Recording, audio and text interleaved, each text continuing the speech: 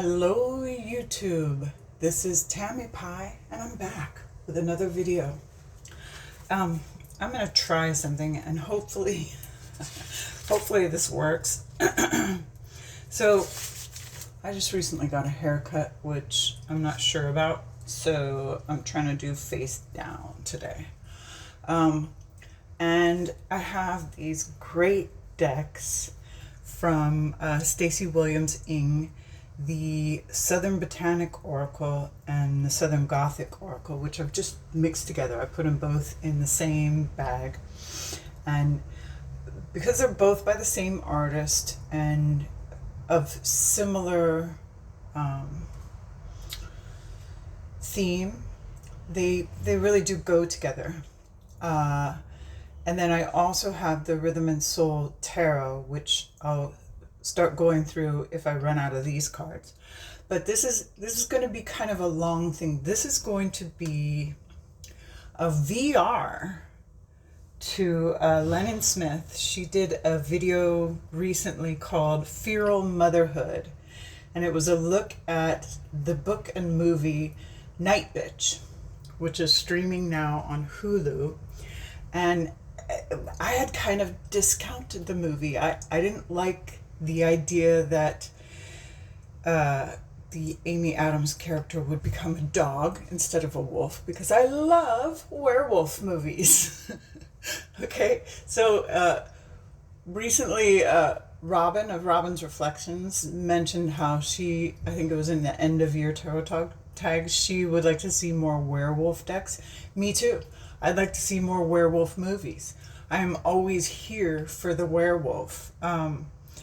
And then also because it was like Night Bitch. Like I kind of don't love women being called a bitch. And I might have changed my opinion on that. But it's one of those things when somebody calls you you know, they're kind of calling you weak, they're calling you less than, they're calling you meaner than, like a not nice. And I like to think of myself as nice, but sometimes we're not nice, right? Sometimes we need to be not nice. Sometimes we need to come out of that. Anyway, so in the talk story underneath the comments, I said, well, I'll go watch the movie because you did and you liked it. And I watched her video on it, which made me realize that it was about something different. And then I'll come back and discuss. And so I came back, and unfortunately it was one of those days when I had like a whole bunch of stuff going on, so I could only make a couple comments. And I was like, I'm gonna do a deeper, more in-depth look at this. It's more than 3 minutes of explanation, sorry, of the movie, and that's what I'm going to do here. And while I do that, I'm going to try and blindly go through the oracle decks, okay? So, NIGHTBITCH, right? Themes along the lines of motherhood and the feral magical transformations that women go through with the transformation into motherhood. But it is also themed around women and women's groups and women's support and reality versus meta, and how meta touches our reality. I thought there was a lot to this movie that perhaps is not actually being discussed. And I've said in a couple of videos that I've been watching a YouTuber called Novum, and Novum goes really deep into these movies that we all love, like The Witch and Hereditary and Midsummer. And the videos are like 4, 5, 6, 7 hours long, and I love them. I have watched several of them. The next one I want to watch is the one he did on aliens, which isn't as long. But I really like it. I really like that he goes deeply into the symbology and the stuff that's in there that many people just never even notice. They never even see. And that I think is kind of important. And this is not going to be nearly that long. However, if you want to watch the movie and not know any of this stuff, there is going to be massive spoilers here. Because in order to explain it in my view, I have to tell you what's happening, right? So, okay, it's streaming on Hulu. You open it up, and it's one of those things where the titles are like 3 minutes into the movie. You see this grocery store aisle of beans, chili, Spam, tuna. It's canned food, right? This is something that you might miss unless you've been watching really deep, in-depth movie symbolism explanations, as I have been. This is like dog food for people, right? This canned food, this prepared Spam, chili, tuna. You open the can and you can eat it right out of the can, right? Just like dog food. I thought that was interesting. Also, the supermarket. Typically, most people that are in the supermarket, at least in the immediate history of America, and probably many other countries, grocery store aisles is where you find women. Women are the ones doing the shopping. Housewives go shopping, okay? It's also kind of where you meet other women, but only very briefly. Okay, hi. Oh, hi there. Oh, yeah. You know, so you meet and greet them. Usually it's with a smile and a hello and a very temporary, not much going on moment, right? So everyone's all smiles and passing by, and there's another woman in the next aisle over who is struggling with 2 toddlers. And you see, you know, this kind of,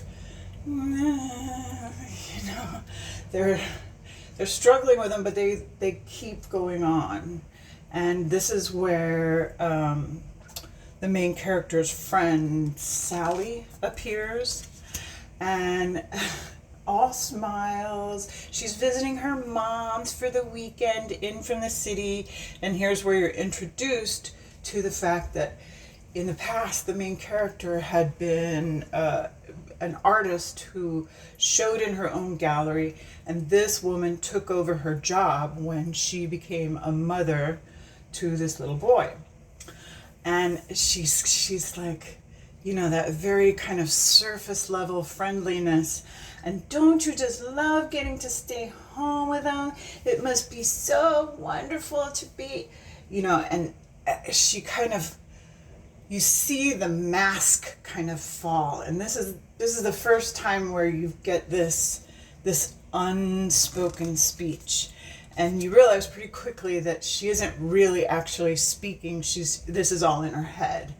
And she's talking about how societal norms and gender expectations and basically her biology have turned her something into, I'm paraphrasing here, something she doesn't recognize. She's angry all the time. Her brain doesn't function the way it did before the baby.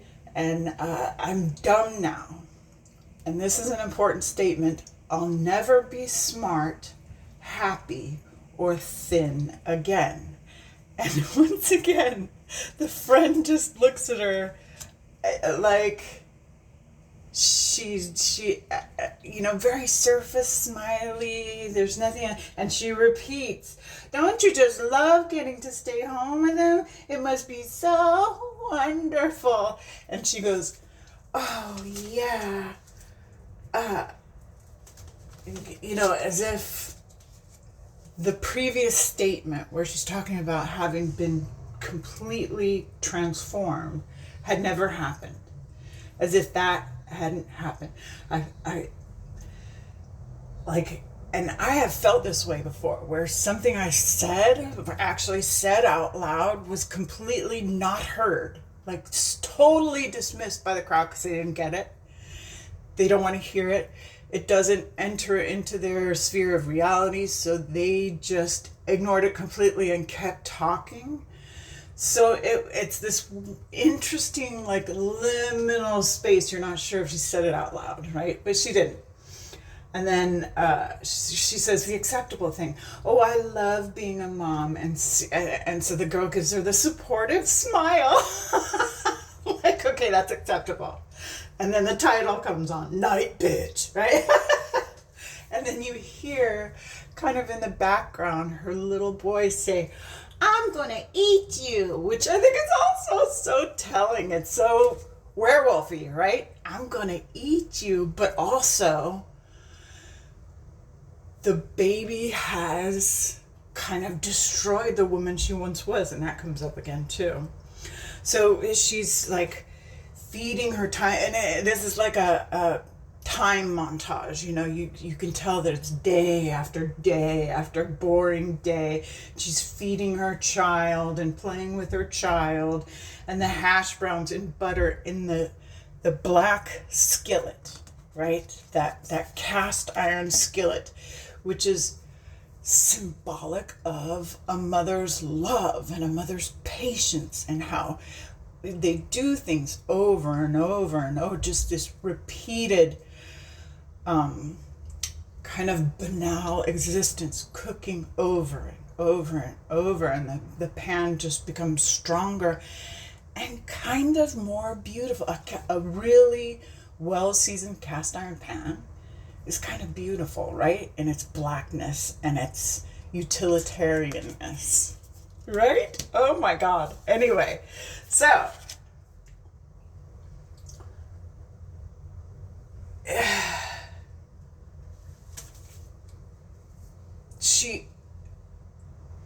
she looks at him, her son, right, with this kind of wise, tired glance. And a lot of things are going on in her expression at this point. She's wise, she's tired, she's calm, she's a little angry, and even a little afraid. All this in the eyes. It's a beautiful moment of acting with Amy Adams. She should have gotten an Oscar for this character. But and this is a person who will one day pee in your face without blinking, right? And she's talking about men and how men do things to us without even thinking about how fucking horrible it is. They do it all day long, every day. I remember thinking at one point, I'm never going to have a bathroom that doesn't smell like pee, or have pee on the floor, or be smelling someone else's pee for the rest of my life. And her only social outlet now is the library book babies group. And it's really interesting because this library book babies group, at first she's like, I hate these people.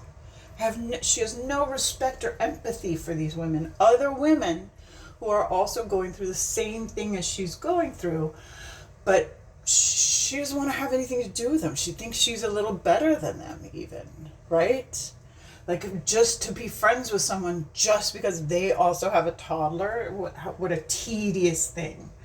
And it's interesting because she's so patient with her own child. The child, it was a pair of twins that played this one little boy, and he always looks kind of angelic and delicious and beautiful, you know, this blonde, blue-eyed, fat-cheeked, sweet little boy. So even when he's being a little bad, like later on there's this finger painting situation that just turns into a huge mess for her, and even then he's like beautifully lit, and it's very interesting. But she has no empathy or care for the other mother. She's got high expectations for her friend. Maybe, she says, maybe if there was a beautiful, smart, hilarious woman, she'd be friends with her. Okay, so stop just a second and remember, At one point, she said about herself, I'll never be smart, happy, or thin again, which is the exact same three words. Beautiful, smart, or hilarious. What? Okay, I wonder how many people picked up on that just watching this movie in the theater. So, and then her child sings, I'm gonna fuck you up. Instead of, in the Book Babies Club, the guy is like, it's time to go, it's the last story, and la la la la, and goodbye. And it's, Larry and Joni and Sally, and her kid says, I'm gonna fuck you up, instead of his name. And instantly she judges herself. I am the worst mother in the world. But this moment kind of opens up communication with the other moms, because if you're a mom, or if you've ever been a bad kid, this is where mothers relate to each other. My kid has also, fucked me up socially occasionally. So you realize that these women are just all seeking like an adult conversation. They're all stuck in their house making hash browns in a cast iron pan day after day after day after fucking day. And then, so she drags her child out of there. He doesn't even really want to leave, but she does. And interesting that this card should come up. Her kid will not sleep. Okay? Will not sleep. No, there is no sleeping for this child. She reads like 4 or 5 books to him. She's stuck in a dark room in the bed, and he's wiggling and moving and jumping over her head, and she's like, it's sleepy time, it's night time, go to sleep, go to sleep, go to sleep. And he is doing the alligator roll. He's like not going to sleep. And she blames herself. She blames herself for not being a book perfect mother. I didn't do this and I didn't do that, and that's why he doesn't sleep, which we all know is not true. That's not why these things happen. So the next morning, she's exhausted, tired, on the floor playing with her child, right? And you're like, she's not going to be able to, but she does. She's on all fours. Interesting. Like, bitch, the dog with the werewolf. And she just keeps playing with the child and keeps going. And then there's this her son says, Mama Fuzzy, because she's got him on her back. And he pulls up her shirt and says, Mama Fuzzy. And she goes in the bathroom and starts examining her body and how she's gotten all these like weird little hairs and like a bump here and like a little a wart with a hair growing out of it and all this other stuff. So she's kind of, this is the first part where you get, okay, she's transforming. You think maybe she actually is transforming into a dog. She looks at her teeth are a little sharper, right? Salamander. So she's like, oh, okay, this is where I'm at. She has total acceptance of the situation. It's fine. I'm turning into this fuzzy, weird looking, I need to, invest in some waxing or whatever, I forget exactly what she says, but it's interesting. And then the father shows up, right? And he's just, you could tell that he leaves for days at a time and then shows back up with his suitcase and just kind of talks at her. They're not having a conversation. He's talking and she's talking, and neither one of them is looking at each other or listening to the other one. It's an interesting dynamic what the direction is in this scene, right?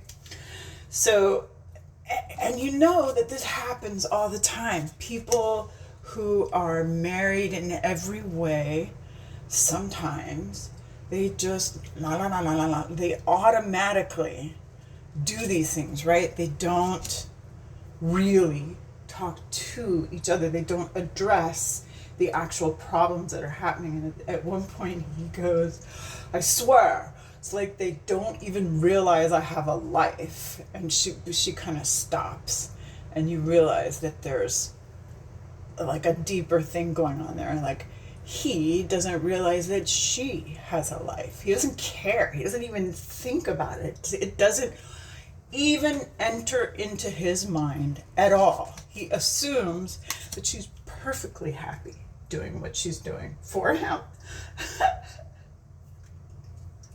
And it's interesting too. I noticed this right away.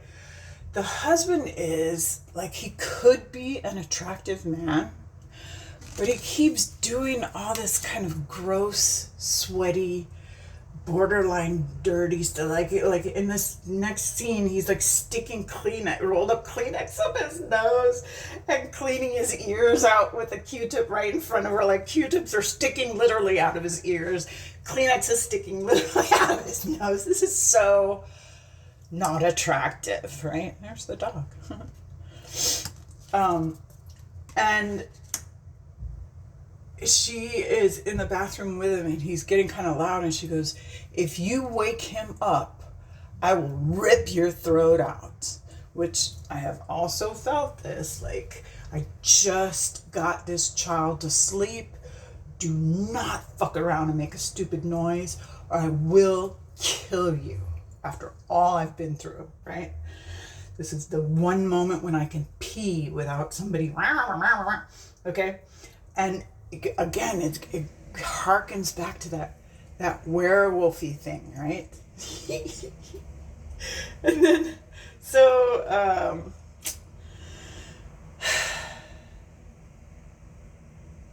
they kind of get into this situation where they're close enough where they have to be kind of eye to eye, and she talks about how she kind of wishes, or how she'd seen her friend in the grocery store, and she kind of misses the work, and maybe she should have done it part-time.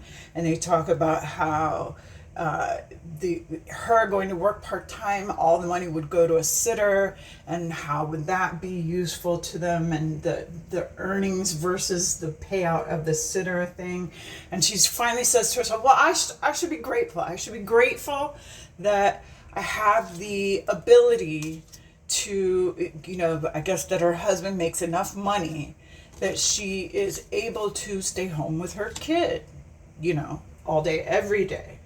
And some people would kill to stay home with their kids. And the husband is just fucking clueless, right? He's clueless at how much pain this is causing her. And then she goes, it's bath time. It's your turn to do bath time, right? And he's like, yeah, I'm doing bath time. It's daddy bath time. Like he's some kind of fucking big hero, right? For bathing his own child. But basically what happens is the whole time he's giving the child a bath, where she assumes that she could go kick back and just put her feet up and close her eyes for a minute, maybe even drift off into a nap. Hallelujah. Instead, it's, hey, do you know where this is? Can you get me that? Can you throw a towel in the dryer so that when he comes in, every time she comes back to lying down, closing her eyes, as soon as her eyes are closed, he calls out for her again. And finally she comes into the bathroom and goes, I fucking do this every day. Every single day by myself. And, it's a repeated situation where he just looks at her like, why are you so mad? I don't understand. So then they're in the bed with the child, the couple, and the baby wakes up and starts climbing over her head and stuff. And she kind of violently wakes him up and is like, hey, this kid is awake. Can you do something? Anything? Right? And he's like, oh, sorry. It just, the baby's wandering around the bed, doesn't even wake him up. And then in the morning, She's at the sink washing dishes, which we all know is such a fun favorite task, right? Washing those morning dishes. And he's like, did you make coffee yet? Like, she's got 18 hands, right? Which sometimes it feels like we do have 18 hands. I mean, it's amazing what women get done. But he can't even do coffee without getting in her way, without getting under her feet. And again, it's almost as if he's another child to her. She has to be endlessly patient with him, even though she wants to snap. She really does. She wants to scream at him, and you could tell. And she's like, he goes, well, last night you were a little, and she goes, what? Night bitch.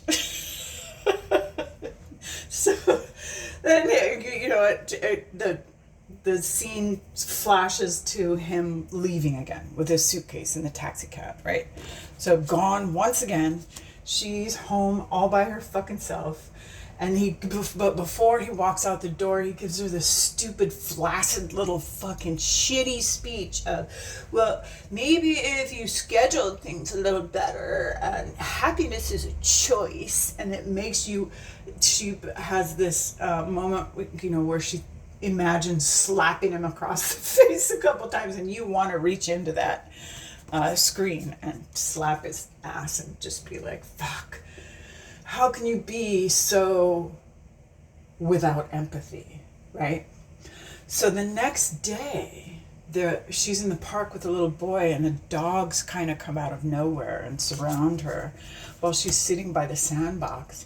And she's like, whose dogs? These dogs are all friendly with her. They're all kind of surrounding her, and she's okay with it.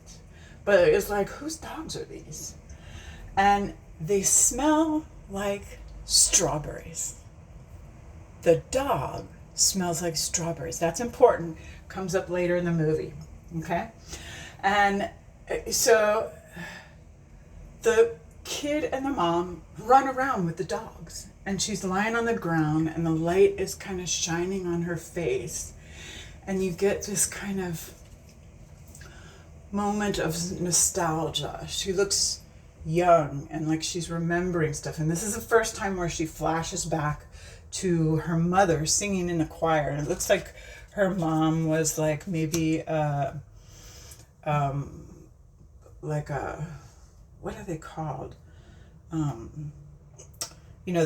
German super religious sects that stick to themselves. I can't think of it right now, it's not coming to mind, but you see her mother, she's wearing one of those little white caps, right? And she's singing in the choir, and the song she's singing, in the sweet by and by, right? And you can tell that her mother has a beautiful voice, and she says surviving childhood meant forgetting it, and how the mother had almost been a famous singer in Europe, right?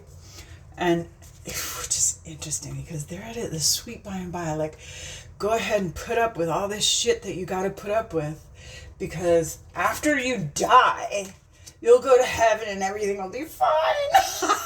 You meet all your people that you love, and you can be happy in the afterlife, but now be all right with suffering, right? It's so perfect for this whole movie of being okay with suffering, about accepting life's lot, and eventually in the after times you can be happy. So then we get to the finger painting scene, right, where she's trying to remember her artistry. She's trying to come back to it through play with her child, it's really actually a good idea. And but you can feel the little bit of anxiety, that little moment of, there's gonna be something that happens here, right? And so she loves art, and she's trying to communicate that to her little boy, and hoping that he's gonna get into it too. But Really, what ends up happening is he makes this huge mess all over the house, which she's going to end up having to clean. And she realizes, after 10 minutes, maybe not even 10 minutes, maybe 5 minutes, that this is just, it's simple craziness to assume that this was going to be just a fun thing that would bring back a little artistry in her life. Instead, it's making her have to work harder. And then, of course, she stands up to go grab her son to keep him from getting paint all over the house, and slips on the paint and falls, boom, hard on her back. And you think, this has got to be rock bottom, right? This has got to be where she turns into whatever she turns into, but she doesn't really. She goes to the bathroom. She has this second memory of her mother crying, like just weeping. And then she sees the bump on her tailbone, and she goes into a sewing kit and gets like this little, like a needle or something, and ends up like cutting a slit in this big bump that's on her tailbone that you kind of assume happened when she fell. And all this like nasty goop comes out.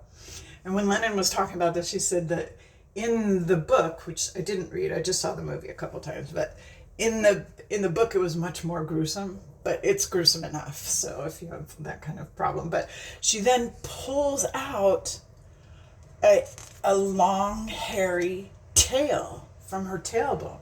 Okay, so and she's totally calm about it too. She isn't like freaked out or anything. She just pulls out this long, hairy, skinny tail, and then kind of goes on about her day.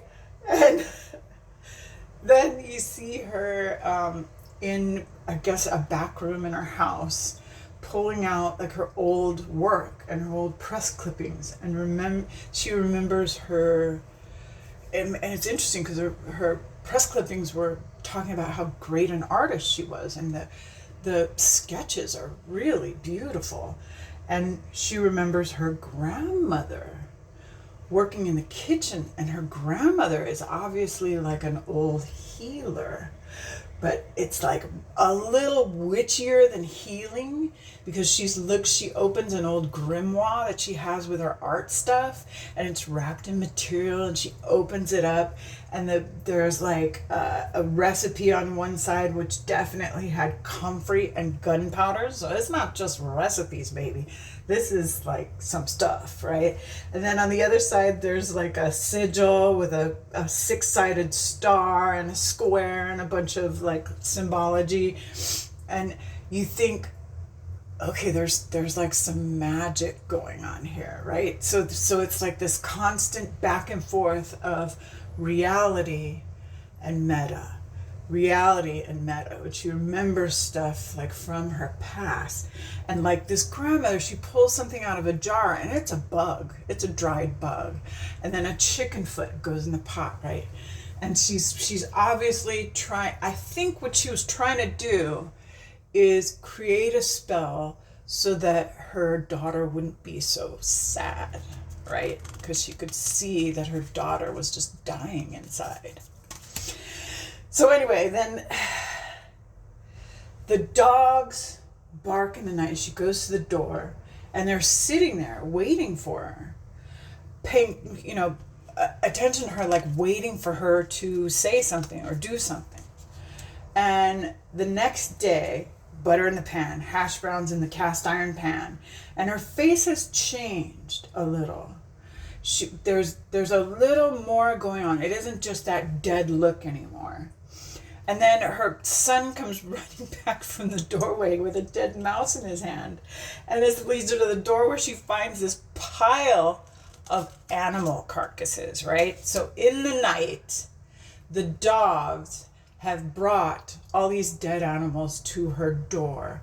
Which, what does this mean? Symbolically, what does that mean? So having connection with these dogs and remembering her past, she realizes that there's a bunch of shit that has been buried, right? A bunch of stuff she needs to get rid of. What those dead carcasses, she needs to bury it. She needs to get them off of her. And all the shit she hasn't said and all the crap she's pushed aside, it's suddenly on her doorstep. Oh my God, it's so good. So good. Okay, hang on just a second. Okay, I had to get a drink because I was choking. All right. So now we meet Norma the librarian, right? She's at the library and she's asking the librarian, can you get me like some kind of a book about women transforming? And she looks at her like, what? And she's like, anything. I'm trying to approach this in like a scientific way. And finally, Norma the librarian shows her a book that is like, well, this approaches it in a science way, but it's kind of meta. And it's the Field Guide to Magical Women, which isn't a real book. I wish it was. But, I mean, we've all looked at stuff like this, right? Where womanhood manifests on a mythical level. So she dreams of herself kind of walking in a forest, kind of semi-floating through the trees, right? And she's brought awake by a piece of poop in her son's, like when she's brought awake, she's on the couch lying there, and her son's got poop in his hand, which has happened to anyone who's a mother of a toddler. At one point or another, they always grab a piece of shit. Yay! So she grabs a hold of him, and it cuts hard to. She's like in a Whole Foods or one of those things where they have like a salad bar and a deli situation. She's buying food for them, right? She's starving to death. Another one of those werewolf things. After they've transformed, then when they come back, they're always starving, right? So, and as she's walking through the line, her son is like, macaroni and cheese? Yeah, macaroni and cheese. We'll share. And she gets all this meatloaf, like tons of meatloaf. And the lady, when she goes to check out, looks at her, like, gives her this whole judgy look. And she's like, we're going to share. And she's like, yeah. Because we all know toddlers eat about 1 inch of food. And they only eat one thing, always. That's why she's always making hash browns.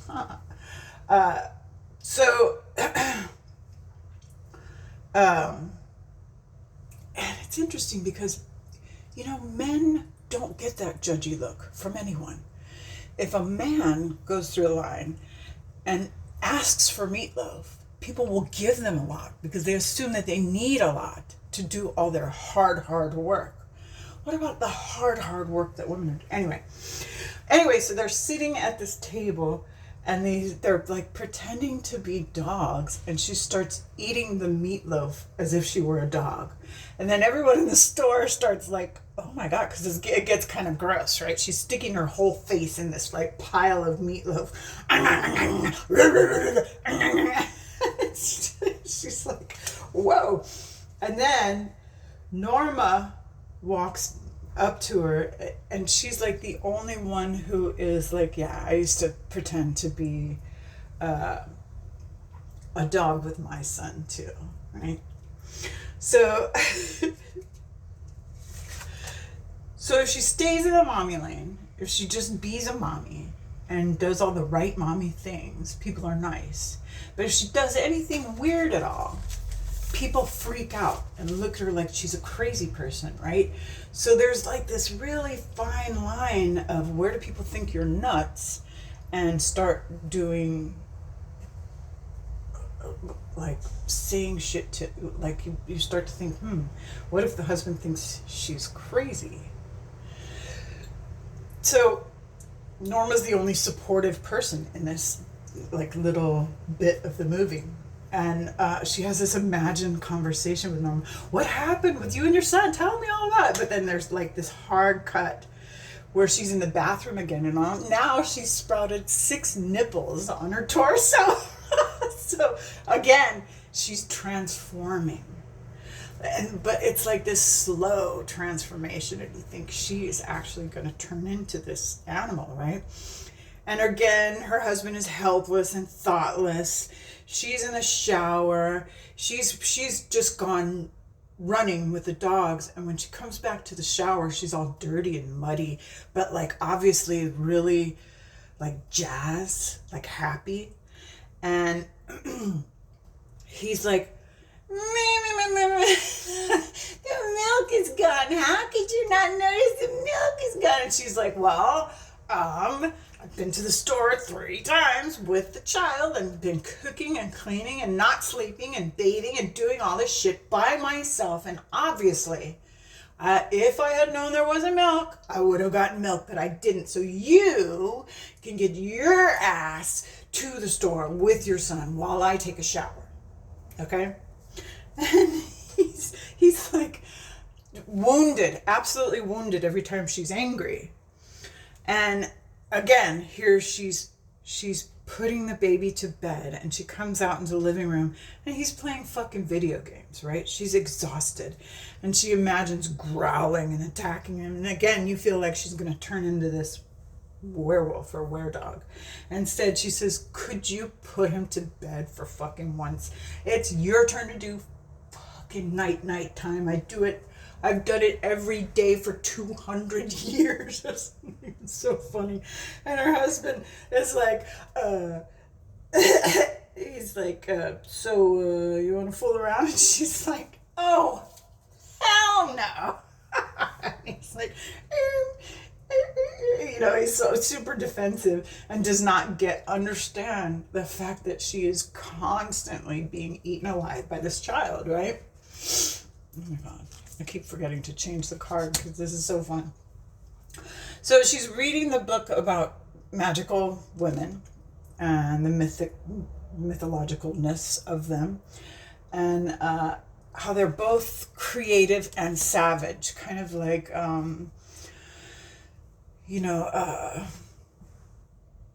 like the Indian goddesses and these early goddesses who were both creation goddesses and death goddesses, right? And there's this moment where she remembers her mother running into a field, and she wonders how she dealt with her anger. And she says, the women who have delayed their greatness while the men around them didn't know what to do with theirs. Very interesting statement. Oh my God. Okay. So, because she was this magnificent artist, right? And her husband isn't doing shit. He's not even happy in his job. He comes home and says, it's like they don't even realize that I have a life and I would kill to stay home with the baby. And she's like, no, you wouldn't. You would not. You wouldn't survive staying home with the baby. So she meets one of the moms from the reading group and is now friends with her. And she tells her husband she's not an artist anymore. And he says, I understand, and that's fine. And then she says, he goes, if that's what you want. And again, there's a flash of her mother and her grandmother, right? And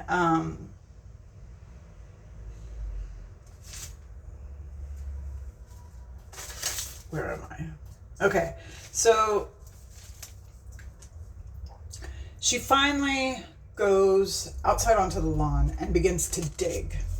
Okay, so she's like on all fours and acting like a dog, and she kind of finally, the fur grows and the werewolf transformation or were-dog transformation finally happens, and she turns into this like actually really pretty shepherd-like dog. And then she's running around joyously, wagging her tail, and she's the leader of the pack of neighborhood dogs, and ends up back at home all covered in dirt. Okay, so the shower thing, and then the man comes to the shower and he's confused. Where have you been? I went for a run. And then he's like, can I come in? And she's like, yeah. And they have sex in the shower, and he's beginning to understand that something has changed with her. Okay? But the same smile and wave goodbye as he leaves in the taxi cab. And she pretends to be a dog with her son. And so the neighborhood dogs watch her from a distance from in the window. And then there's the breakthrough. She gets her son, after pretending to be a dog with him, she gets him to sleep in a doggy bed. So now, all of a sudden, she's getting sleep. She hasn't slept in like 2 years. Now she's getting sleep because this child is sleeping in a doggy bed, which I have also done with my grandson. He sleeps in a doggy bed and he loves it. It's like his own little place. And she goes to the librarian and she says, "Thank you so much for that book." And the librarian is like, "Oh, I'm just doing your job. I'm just doing my job." And then she goes to the mom group, and now she's friends with some of these women, right? There's been open communication. And remember when I said the dog smelled like strawberry? At one point, she turns around and smells this woman's hair, and it smells like strawberry shampoo. And that was the smell, right? So this is her pack. And they start having deeper conversations about how motherhood doesn't pay, and in fact it's a trap, and there's $1 billion industry around mother's insecurity, and how in Berlin her friend got 2 years of paid maternity leave. Excuse me, is that a real thing? People who have lived in Germany? What? Okay, it ought to be. And then I also think that having small children is a certifiable disability, because you have to take them in and out of the safety seat, and you have to make sure that they're clicked onto this, and you have to have like all this equipment. Your arms are constantly full and your attention is constantly divided. It's a real disability. Anyway, then a young pregnant woman talks about how her husband is being obnoxious, and the women, and all the women are yap. And do you ever feel like the big secret? She looks at this woman and she said, "Do you ever feel like the big secret is that we are gods?" And this is the moment. This is the turning point of the whole to me, because that is true. To create life, to be a portal from the beyond, wherever the fuck souls live before they come into this world, to be the person that creates bone and flesh and muscle in your body, and then to push it out, and then have a human being that lives in this world for 100 years. We create life, and men are terrified of us. Okay? So the husband is now home again, and he's looking down from the dog game, and she gets sarcastic, and they kind of have this snappy back and forth, and she's like, "I have this thing going on in the city, I gotta go." And he's like, "Oh yeah, I'm babysitting." And she's like, "It's not babysitting when it's your own kid, okay?" So she meets up with her old city friends, and her old city friends are this like kind of highfalutin, me artsy group that, you know, and she's really made to feel small. She feels like, because she's now this stay-at-home mom and not a working artist that is in all these conversations that they're having, which is basically a bat patting ceremony, but she quietly orders a kale salad, which she doesn't want to eat, and no one is nice to her. The city people are all self-important, and finally she just fucking loses it. The woman that I used to be is down there too, buried in my intestines. So she barks at the city artist, grabs a burger on her way out the door, and growls before running outside, and turns into the dog again and runs. "I want to be a monster," she says. Okay? So back at home, she's become the leader of the pack of dogs, right? And the other dogs bring her like this new pile of dead animals, and she ends up killing her cat, ostensibly while she's this were-dog, right? And in the park, she almost loses her son, and her husband like makes her feel like she's a little crazy. Like, why didn't you call me when the cat was killed? She's like, because I don't call you about every little thing, and I just felt like I could deal with it myself. Right? And then you start to kind of worry that this whole where thing is her going a little crazy, which who would blame her if she was? And he goes into how she is no longer the woman that she married, the girl who was interesting and a rebel and all this stuff. What happened to my wife? And she looks at him and she goes, she died in childbirth. And that's a real moment too. And she remembers her mother again. And then she asks her husband for a separation. I need space, right? She needs to figure out and remember who she actually is without feeling freaking crazy. I need to dig around in the dark and find myself again. And the father leaves, right? And then she returns the book to Norma and says, and Norma looks at her and goes, this isn't one of ours. See, it's not even a library book. Huh. Very interesting, because Norma was the supportive one. Norma is the one who she's kind of looking to as almost as like a found mother figure. But all of a sudden she's like, no, wasn't me, right? So the pain and the sacrifice and the shared bond of it all that you've given up for the continuation of this species changes you and connects you to some primal urges. And she tells a woman from the library about killing the cat. And they start to admit like to doing things like letting the fish die because they didn't want to deal with the fish tank anymore, or letting the bird fly away because they didn't want to feed the bird and vacuum up the seeds. I'm not doing great emotionally. And the dad takes so finally the dad takes the kid to his apartment now that they're separated, and realizes that he is not prepared to deal with this little kid. The little kid like looks at the plate of spaghetti that his father has made for him and dumps it on the floor, breaks the plate, everything is all the way. So he comes back, what's going on? What happened? Are you okay? And it's just like, oh my God, he suddenly starts to get it, right? And she finally has time to be an artist.